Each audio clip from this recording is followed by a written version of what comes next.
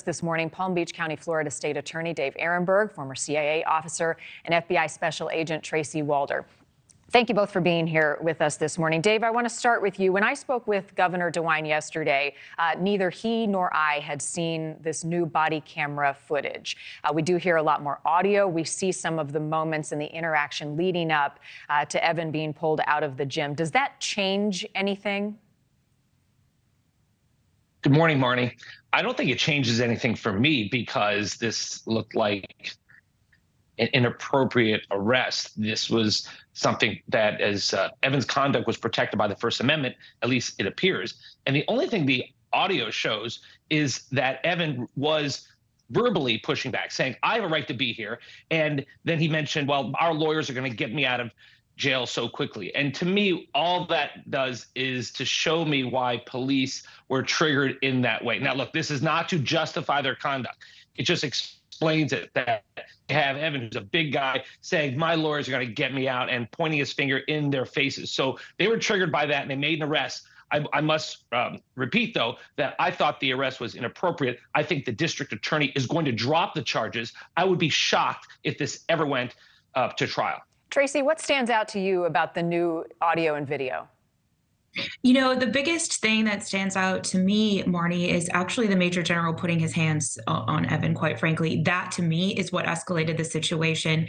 Look, I do agree with Dave in that, you know, some of his words, were he was upset. But none of that as a law enforcement officer really generates a lawful use of force. And the reality is that General put his hands on Evan. Evan didn't put his hands on him. And there was nothing about Evan's behavior, in my opinion, that really warranted that, quite frankly, and really warranted him being placed on the ground, to get his hands behind his back. Once he was let out, he really wasn't resisting what they were doing. So in my opinion, this is very much an overarching use of force. And I do believe that it's the Major General who really escalated this situation like he did. Dave, the governor says he doesn't want to see Evan prosecuted. Does he not have the authority to drop the charges?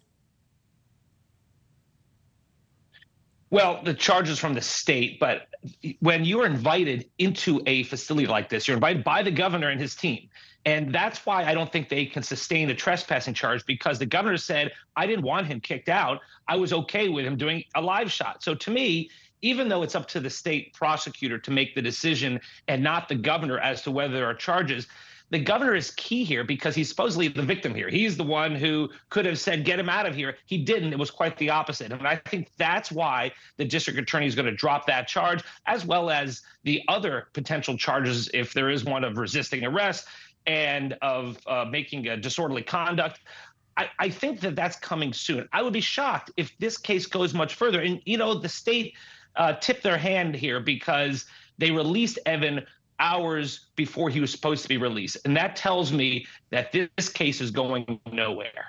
Tracy, how critical is it that in the new body cam footage, you see that female trooper intervene pretty quickly and try to push the National Guard member away, trying to de-escalate what she was perceiving in the situation?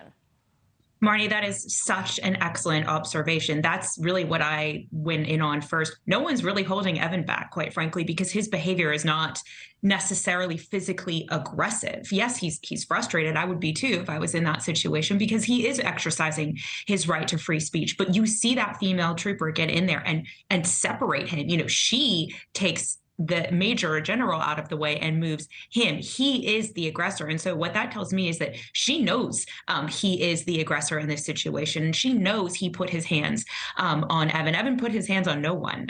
He put his hands on him. And I'm just very surprised that, quite frankly, he wasn't also removed out of this situation. So that really tells me a lot in terms of who the aggressor is in this.